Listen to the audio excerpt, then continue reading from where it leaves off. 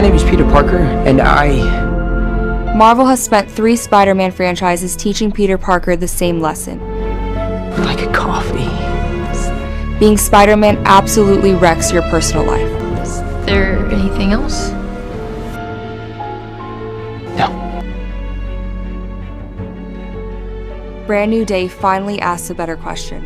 What if Peter stops treating the mask like a court-ordered punishment? Fair warning, we're going full spoilers, because the real villain is not who the movie wants you staring at. And that reveal changes everything. This is also the most emotionally grown-up Peter we've seen messy, bruised, occasionally dumb, but finally accepting that Peter Parker and Spider-Man can occupy the same apartment. And yes, Hulk smashes. That was in the trailer. What happens afterward definitely wasn't. And that brings us to the movie's first great magic trick. It gives you so many possible villains that eventually you stop asking which one is actually driving the story. Matt Gargan is back, finally wearing the Scorpion armor after spending nearly a decade in Marvel's extremely overcrowded waiting room. He looks vicious, he wants revenge, and he has a mechanical tail capable of turning Peter into a wall-mounted souvenir. In any normal Spider-Man movie, that would be enough. Here, Gargan is basically the loud guy at the bar, distracting you, while somebody quietly steals your wallet. Then there's Frank Castle, who approaches conflict resolution the way most people approach an expired carton of milk. Throw it out immediately, preferably with ammunition. John Bernthal's Punisher isn't technically the villain, but the movie understands that putting him beside Spider-Man automatically creates moral friction. Peter wants to save everybody. Frank thinks everybody is an ambitious target. Their scenes work because Frank isn't merely challenging Peter physically. He's offering him the seductive shortcut of becoming someone who no longer has to care. And then people begin attacking damage control facilities with no memory of doing it. That's where Brand New Day starts playing like a paranoid 70 seconds conspiracy thriller that wandered into an MCU production meeting. Peter isn't chasing a costumed criminal. He's chasing an invisible consciousness capable of hopping between bodies, taking control, and disappearing before anyone can identify it. Every civilian becomes a possible weapon.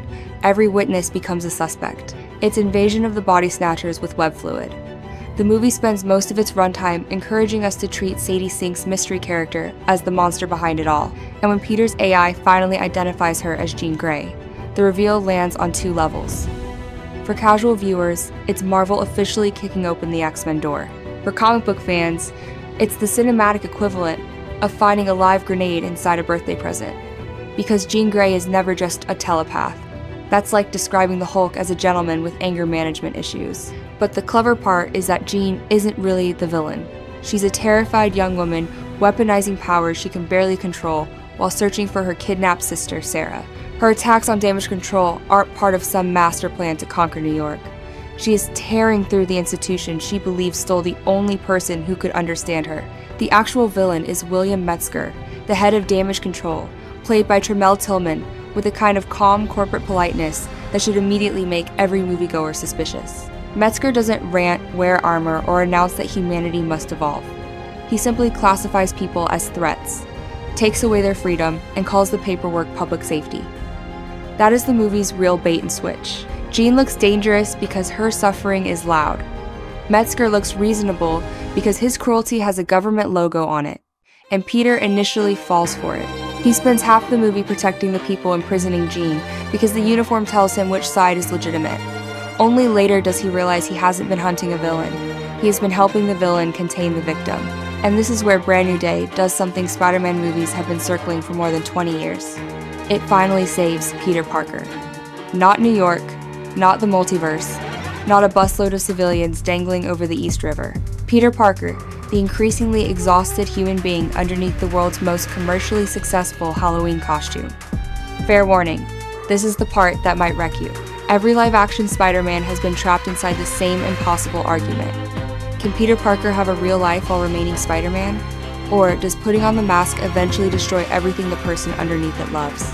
Tobey Maguire's Peter tried to choose responsibility over happiness. Andrew Garfield's Peter tried to have responsibility and happiness simultaneously, which worked until the universe handed him one of the most traumatic clock tower sequences in superhero history.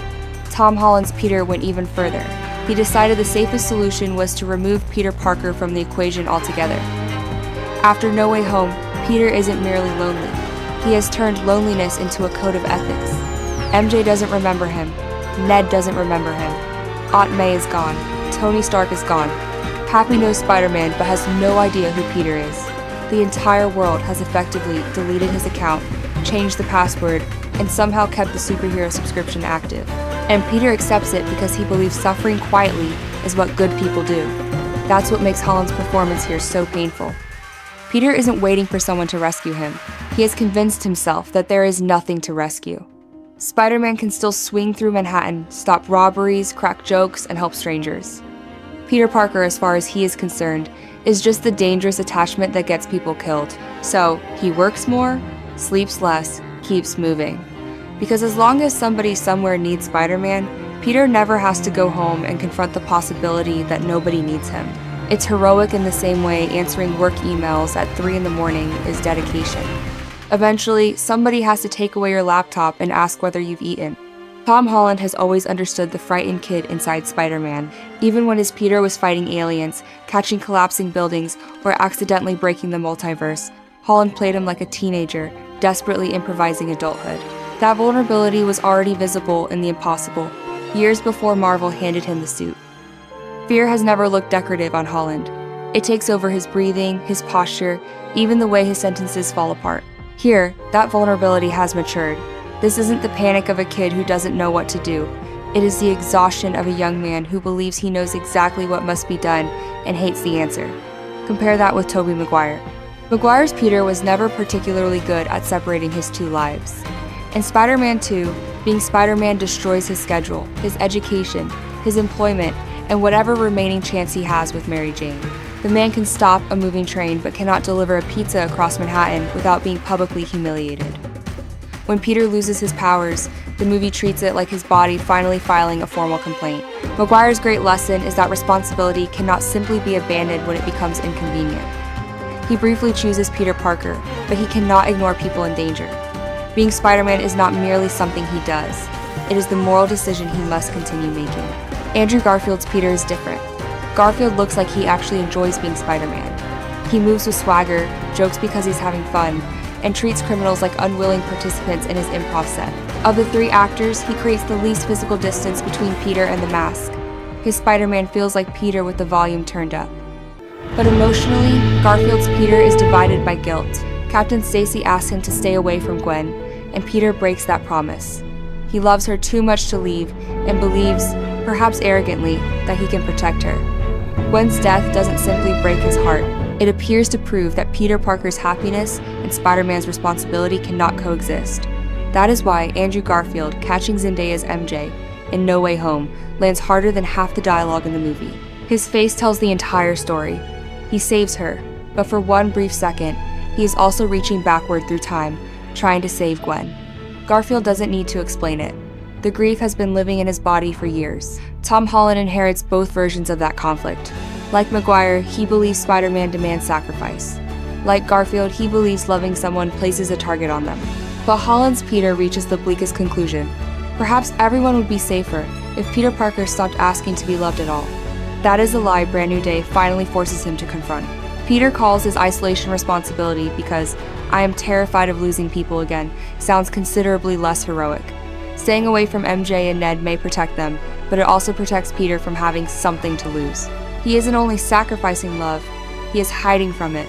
And once he admits that, the emotional dam breaks. The film doesn't reduce his pain to Aunt May's death or Doctor Strange's spell. It understands that Peter is carrying an entire archive of unfinished grief. Uncle Ben, Tony, May, MJ, Ned.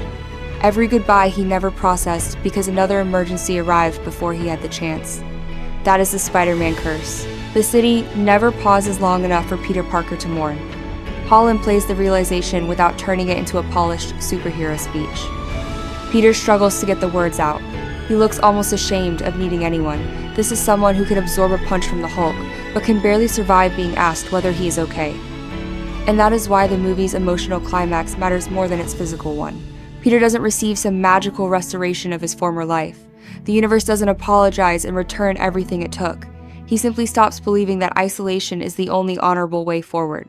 He realizes that Peter Parker and Spider-Man were never enemies. Peter gives Spider-Man his empathy. He is the reason the hero sees frightened people, instead of collateral damage. Spider-Man, meanwhile, gives Peter the courage to act when fear tells him to disappear. Neither identity works without the other. A Spider-Man without Peter becomes a uniform, efficient, relentless, and emotionally empty. A Peter without Spider-Man becomes a man haunted by every moment in which he could have helped, but chose not to. Tobey Maguire's Peter learned that he could not run away from responsibility. Andrew Garfield's Peter learned that doing the right thing does not protect you from grief. Tom Holland's Peter finally learns that responsibility includes staying alive emotionally. It includes accepting friendship, risking love, and allowing Peter Parker to occupy space in the world without apologizing for it. That is the growth story. He doesn't retire. He doesn't throw away the mask. He also doesn't sacrifice his humanity to prove he deserves to wear it. For the first time, he understands that being Peter is not the price he pays for becoming Spider-Man. It is the reason Spider-Man is worth becoming. After watching this kid lose his family, his mentor, his friends, his girlfriend, his identity, and probably every security deposit on every apartment he has ever rented, seeing him finally choose a life feels bigger than another triumphant swing through Manhattan. Spider-Man has saved the city plenty of times. In Brand New Day, he finally saves Peter Parker. And then there's Hulk. Marvel already showed him in the trailer, so technically this qualifies as a mild spoiler, in the same way telling someone the iceberg appears in Titanic is a mild spoiler. You know Hulk is coming. You know something expensive is about to be converted into rubble. What the trailer doesn't prepare you for is which Hulk we're getting, or how disturbingly personal his fight with Peter becomes. Because this is not Professor Hulk tossing out science jargon and taking selfies with children. This is Savage Hulk, the old one, the please evacuate several zip codes one. For years, the MCU has treated Bruce Banner's condition like a software problem he successfully patched. In Avengers Endgame, Mark Ruffalo's Banner explains that he combined the brains and the brawn, creating Professor Hulk, Bruce's intelligence inside Hulk's body. It was funny, useful, and narratively convenient. The Avengers got a giant green scientist who could perform time travel calculations without throwing Tony Stark through a wall. But it also removed the most interesting thing about Hulk, the danger. The original appeal of the character was never simply that Bruce could become incredibly strong. It was that Bruce could become something he could not control. Bill Bixby played him as a fugitive from his own body. Edward Norton played him like a recovering addict, counting the days since his last relapse. Ruffalo's early Avengers-era Banner carried himself like a man permanently standing beside a gas leak while everyone else kept lighting cigarettes. Professor Hulk solved that tension by turning the monster into a lifestyle upgrade. Brand New Day brings the nightmare back. Bruce is now teaching quantum mechanics at Empire State University, living in human form through the gamma inhibitor on his wrist.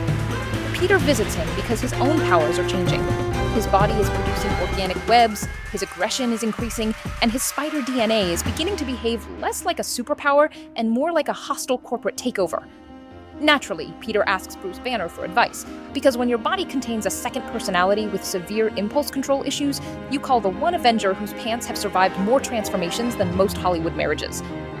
Bruce warns Peter that suppressing what he is can be dangerous. Peter hears, "Great, help me build a suppressor." Classic Peter Parker. Give the kid emotional advice and he'll turn it into a science project. The inhibitor becomes the film's Chekhov's gun, except the gun is attached to a man capable of bench pressing a tank. When Jean Grey takes control of Bruce inside the damage control facility, she forces him to remove it. At first, he transforms into the familiar Professor Hulk and begins tearing through the building to reach the chamber where her sister is being held. That alone is terrifying, because Hulk isn't rampaging randomly. Jean is driving him with purpose. Every wall, security door, and armed unit becomes a minor inconvenience between her and Sarah. But the real horror starts after Jean leaves his mind. Bruce briefly returns. He's disoriented, frightened, and immediately asks whether he hurt anybody. It's such a small Mark Ruffalo moment, but it restores the tragedy that the MCU gradually sanded away. Bruce's first concern isn't what happened to him, it's what he may have done while he wasn't there. Peter tries to place the universal inhibitor on him, partly to protect Bruce and partly to stop Jean from using him again. Bruce refuses. He says something inside him has been broken. Then Peter pushes, and Bruce gets angry. No Banner, only Hulk. That line hits like Marvel reopening a door it locked 14 years ago. The transformation itself isn't played for applause. There's no heroic pose, no comedy beat, no Ruffalo grin underneath the digital skin. Bruce disappears, and something ancient takes his place. Savage Hulk looks at Spider-Man not as a colleague, a fellow Avenger, or the kid Tony Stark once mentored. He looks at him like an obstacle. And the fight is spectacular, precisely because Peter cannot win it. Spider-Man is enormously strong. The movies occasionally forget that because he spends so much time fighting airborne billionaires and men dressed as goblins. Holland's Peter held together a ferry, caught a jet bridge, and briefly restrained Thanos. In No Way Home, he overpowered Willem Dafoe's Goblin once he stopped pulling his punches. Against Hulk, none of that matters. Peter webs his arms, legs, and torso. Hulk tears through each layer like he's removing packing tape. Peter attacks from every direction, using speed, momentum, and the kind of aerial improvisation that makes Spider-Man action scenes feel different from every other superhero fight. Hulk absorbs it all. John Bernthald's Punisher joins the battle because Frank Castle sees a gamma-powered extinction event and apparently thinks, this seems like a reasonable job for bullets. Watching Frank fire at Hulk is like watching a man try to stop a hurricane with a strongly worded neighborhood complaint. Peter understands the difference before Frank does. This isn't a villain they can defeat. It's Bruce Banner having the worst moment of his life in public. That distinction matters because Frank's solution is elimination. Peter's is rescue. Punisher sees the Hulk and asks how to kill him. Spider-Man sees the Hulk and keeps searching for Bruce. It's the entire moral argument of the film compressed into one brawl. Eventually, Hulk catches Peter by the throat. The webs have failed. The inhibitor cannot penetrate his skin. Peter's feet leave the ground, and for once, there is no gadget, clever maneuver, or conveniently arriving Avenger to save him. So Peter does the one thing he has spent the entire movie refusing to do. He removes the mask. He tells Hulk his name, Peter Parker. And Hulk stops. That's the surprise. Not that Hulk smashes a building. We've watched him do that since George W. Bush was president. The surprise is that somewhere beneath the rage, beneath Jean's psychic intrusion, and beneath Doctor Strange's spell, Hulk remembers Peter. Bruce Banner doesn't. Earlier, he meets Peter at the university and treats him like a stranger. But Hulk, the supposedly mindless, primitive half, recognizes him immediately. The monster remembers what the man forgot. That is such a beautifully strange reversal of the usual Hulk dynamic. Bruce is supposed to be the intelligence, memory, and reason. Hulk is supposed to be pure instinct. But memory isn't always intellectual. Sometimes the body remembers what the mind has been ordered to erase. A gesture, a voice, the feeling that the person in front of you is safe. Hulk loosens his grip. He gives up willingly. And that choice recontextualizes the whole fight. Peter doesn't defeat Hulk through strength. He reaches the part of Bruce everyone else assumes is unreachable. He saves himself by finally identifying himself. Not as Spider-Man, not as an anonymous hero, but as Peter Parker. The name he thought no longer mattered is the only thing that stops the strongest creature on Earth. It also gives Peter the first real evidence that Strange's spell may not be absolute. Ned instinctively remembers their handshake. MJ retains an emotional connection she cannot explain. And Hulk recognizes Peter beneath layers of erased memory and gamma-fueled rage. The world may have forgotten Peter Parker, but apparently love has lousy compliance with magical paperwork. Bruce's ending is considerably less comforting. He returns to human form psychologically shattered and is taken away for psychiatric treatment, while the official story reduces the entire disaster to a breakdown. It's brutal because Bruce spent years believing he had integrated Hulk, only to discover that control and healing were never the same thing. Still, his final act matters. Hulk could have crushed Peter. Instead, he trusted him. And after years of watching the MCU turn Hulk into comic relief, Brand New Day remembers what made him compelling. He is not merely the muscle. He is Bruce Banner's pain without the vocabulary to explain itself. The trailer promised Hulk smashing Spider-Man. The movie gives us something much better. Hulk remembers Peter Parker. And in doing so, he reminds Peter that Peter Parker is still worth remembering. So, is Spider-Man Brand New Day the biggest Spider-Man movie ever made? No, and thank God for that. It doesn't need 3 Spider-Man pointing at each other, 6 returning villains crashing through portals, or the multiverse coughing up another cameo every 15 minutes like Marvel is checking names off an attendance sheet. Its ambition is smaller, stranger, and ultimately much more effective. It wants to understand Peter Parker. The villain mystery gives the film its momentum. Jean Grey gives it an unexpected doorway into the X-Men. Hulk supplies enough property damage to keep the insurance industry employed through 2030. But underneath all that comic book machinery is a surprisingly intimate story about a young man who has confused disappearing with growing up. Peter begins the film believing he has found the perfect arrangement. Spider-Man gets to remain useful, while Peter Parker stays safely out of everyone's life. No friendships, no romance, no emotional attachments. Nothing for the universe to take away. That isn't balance. That's grief wearing a superhero costume. And the beautiful thing is that the film doesn't solve Peter's problem by giving him everything back. MJ doesn't suddenly recover their relationship because the screenplay needs a romantic payoff. Ned doesn't remember every Lego Death Star they ever built. Aunt May doesn't walk through a multiversal portal holding a casserole. Peter still has to live with what happened. Growth, the film argues, isn't getting your old life returned in its original packaging.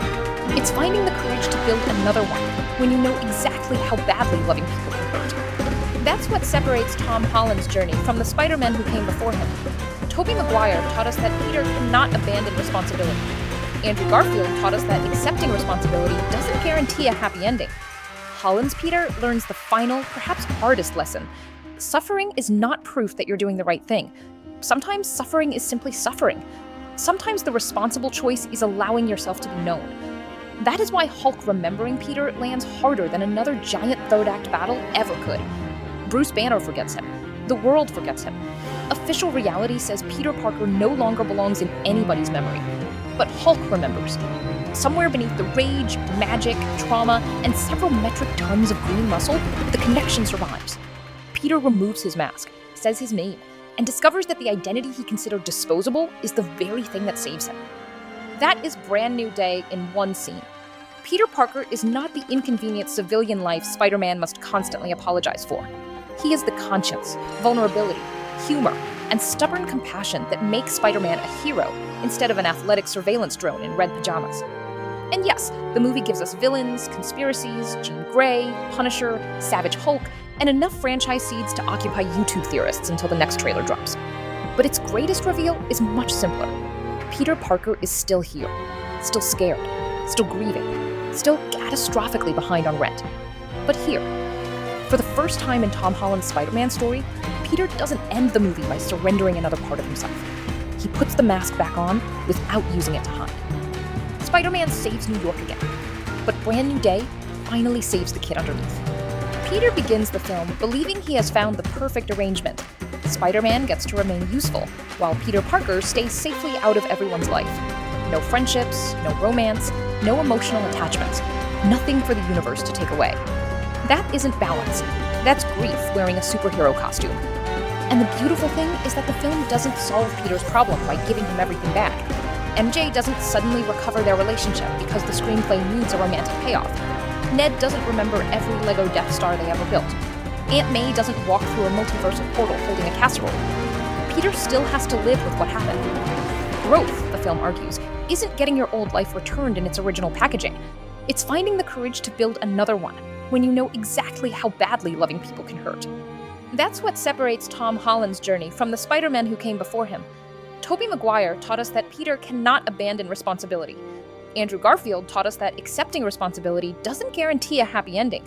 Holland's Peter learns the final, perhaps hardest lesson. Suffering is not proof that you're doing the right thing. Sometimes suffering is simply suffering. Sometimes the responsible choice is allowing yourself to be known. That is why Hulk remembering Peter lands harder than another giant third-act battle ever could. Bruce Banner forgets him. The world forgets him. Official reality says Peter Parker no longer belongs in anybody's memory. But Hulk remembers. Somewhere beneath the rage, magic, trauma, and several metric tons of green muscle, the connection survives. Peter removes his mask, says his name, and discovers that the identity he considered disposable is the very thing that saves him. That is Brand New Day in one scene. Peter Parker is not the inconvenient civilian life Spider-Man must constantly apologize for. He is the conscience, vulnerability, humor, and stubborn compassion that makes Spider-Man a hero instead of an athletic surveillance drone in red pajamas. And yes, the movie gives us villains, conspiracies, Jean Grey, Punisher, Savage Hulk, and enough franchise seeds to occupy YouTube theorists until the next trailer drops. But its greatest reveal is much simpler. Peter Parker is still here, still scared, still grieving, still catastrophically behind on rent.